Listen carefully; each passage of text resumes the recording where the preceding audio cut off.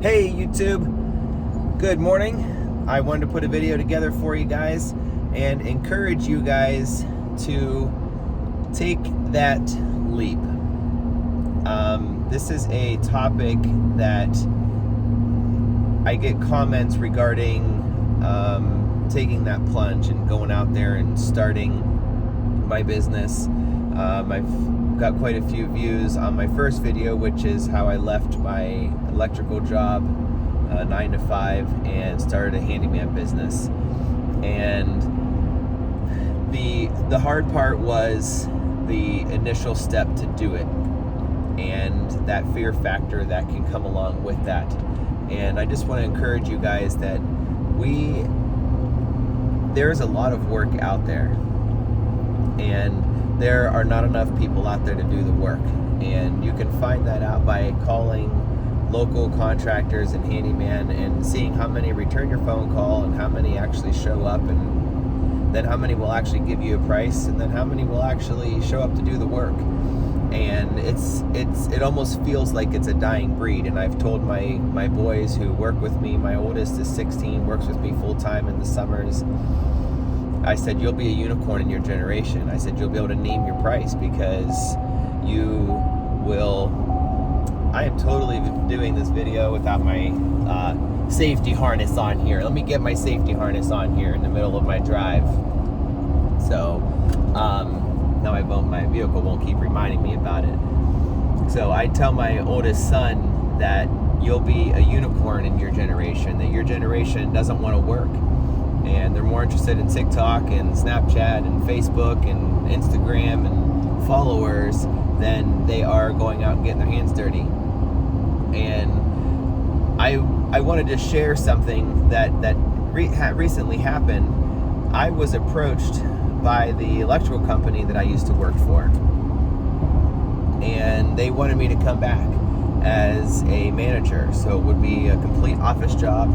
It would not be a get your hands dirty kind of job. I wouldn't be out doing electrical work and selling work. They wanted me to come back more as a manager, and they're looking to possibly expand and go into another area. And they wanted me to be the general manager of this local branch here, and then my other friend that's still there, he would go take the new area. And it was a nice offer. They wrote up an offer for me. I'm not going to get specific on numbers, but it was a 6-figure offer. And I turned it down because I love what I'm doing. I love being able to go to work on my own time and schedule. I love being able to work with my kids. That was the 2 reasons I left that electrical job, was because I wasn't my family was growing at a rate faster than my income, and I wanted more involvement with my kiddos as they started to get older. And that was those were the 2 primary factors in me leaving, because it really was a good company to work for. And I know that it sounds absurd that my family was growing at a rate faster than my income, and I'm kind of the conviction that we believe that the Lord would give us, as many kids as He wanted to give us. And so I wasn't resisting and fighting against, how many kids I have. I know a lot of people out there do not share that conviction, and I understand that. A lot of people just, they have 1, 2, 3, 4 kids, whatever they decide to have, and that's it. That wasn't my situation. And so my family was growing, and I know it sounds absurd to a lot of people that I walked away from a steady job, a steady income, and started a handyman business cold turkey. And I still remember that first call that I got, and it was an $85 service call. A customer called me to hang a light fixture, and I went out there and hung that light fixture. And I remember holding that $85 check in my hand, thinking, this was me a couple weeks ago at the electrical company, and I would have made just pennies on this, and the company would have taken the majority of it because I was getting paid by the hour, and it really wasn't that long of a repair. So, that was the springboard, and then other calls kept coming in. I did start out on HomeAdvisor, A lot of guys hate it. A lot of people hate HomeAdvisor. It worked really well for me at the time. And I was very strategic on how I set it up. I understood how it worked. And I was able to get the jobs and the business that I needed. And it didn't take, I didn't have to sell an immense amount of work.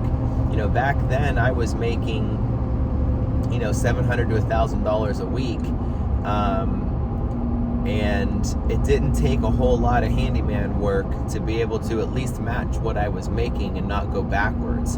And that was the encouraging thing. I know there's a lot of different situations out there of you guys who are, you know, thinking of taking this plunge, and that fear factor that comes in, and it's real.